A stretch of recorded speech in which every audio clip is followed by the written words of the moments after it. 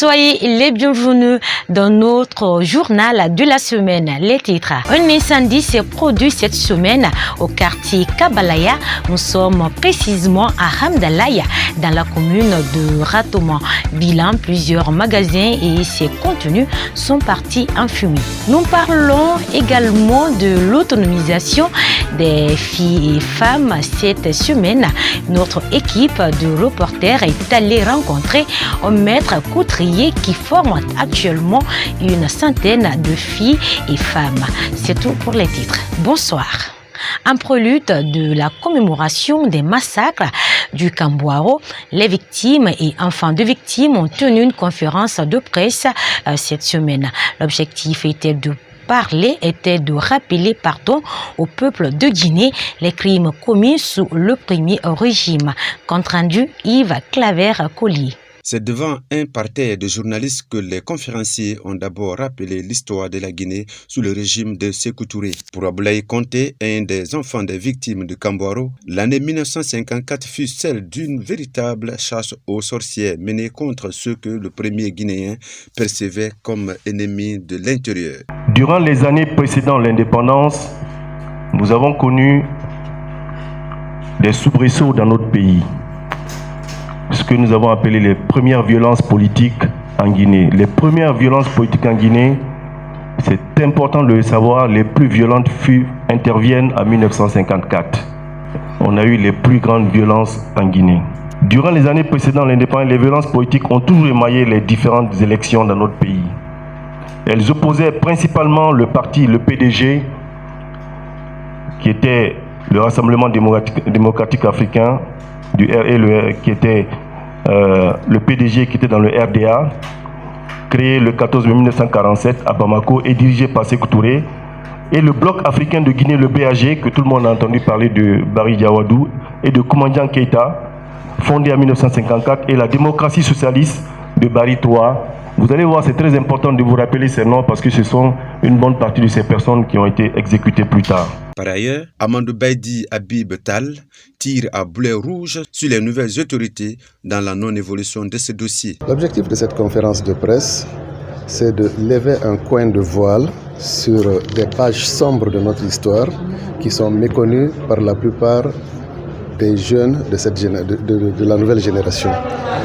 Méconnu parce que ça n'a pas été correctement enseigné, transmis, retransmis. Méconnu parce que certains ont mis le pied là-dessus. Méconnu parce que, au-delà de ça, certains sont même en train de colporter des mensonges à gauche, à droite, dans des universités, dans la presse, dans ceci ou cela. Et donc, finalement, les jeunes se demandent où donner de la tête. Est-ce que c'est le langage mielleux du PDG RDA qui est le véridique? Est-ce que c'est celui des victimes de ce système qui est le véridique? Donc, vous êtes aujourd'hui à la croisée des chemins. On est obligé, par devoir de mémoire, d'attirer votre attention sur les faits tels qu'ils se sont passés. Et tout ce que l'on dit, nous avons des preuves à l'appui. C'est documenté. J'ai personnellement cru à un moment donné que c'était enfin le moment pour que la Guinée se réveille.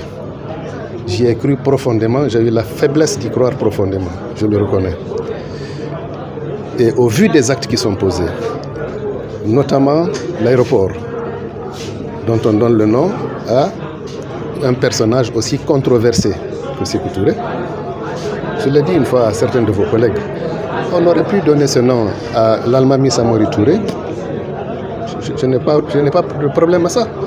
Mais par rapport à quelqu'un qui est la cause du retard de la Guinée aujourd'hui, qui est la cause des crimes de sang, qui a, disons, initialisé les crimes de sang, qui a initialisé le régime, on va dire, dictatorial pour la première fois en Guinée, qui a mis en place tout ce qui est aujourd'hui appareil répressif, parce que si vous voyez, c'est les mêmes qui continuent. Pour finir, l'association a prévu un recueillement dans les jours à venir pour toutes les victimes de la Guinée. Je le disais tout à l'heure dans les titres, 5 magasins et ses contenus sont partis en fumée cette semaine. Le drame s'est produit au quartier Hamdalaya, dans la commune de Ratouma. Selon nos informations, c'est un court-circuit qui est à l'origine de cette catastrophe. Compte rendu Sékou Camara. Sur place, les flammes ont consumé plusieurs compartiments de l'étage. Pour l'heure, pas de perte en vie humaine, mais plusieurs matériels importants ont été réduits en cendres, dont des meubles et autres décorations. Mamadou Djouma Diallo est une victime de ce drame. En fait, c'est vers 2h04, mon jeune frère m'a appelé, m'a dit mon stock a pris feu. C'est meubles importés, des fauteuils et des chambres, bureaux et des meubles pour le bureau, avec les fauteuils pour le bureau, avec quelques électroniques comme machine à laver et cuisinière. Il y a beaucoup de choses qui sont perdues. Pour le moment, je ne peux pas estimer. Parce que tous les 5 magasins s'étaient remplis de marchandises. Pour le moment, je ne peux pas estimer. Coup de circuit, c'est le courant. C'est le courant. Oui. J'ai demandé à tout le monde une soutenance. Oui. Nos sapeurs-pompiers, depuis 1h, on est ensemble ici, ils sont bien travaillés. Seulement, ils ont manque d'équipage. Sinon, depuis 1h, ils sont là, ils sont bien travaillés. Tous les communes sont venus. Topaz, tout. On commençait par commune de Kaloum, c'est eux qui sont venus premiers, c'est eux qui ont appelé les renforts, mais ils sont bien travaillés. Mais seulement, ils ont manque de matériel. Par ailleurs, plusieurs magasins contenant des articles ont été sauvés des flammes grâce à l'intervention des sapeurs-pompiers. Lieutenant-colonel Jean Traoré est directeur technique de la conduite de la protection civile. Depuis à 1h du matin, nous avons été informés par ce cas d'incendie et tout de suite nos unités sont venues.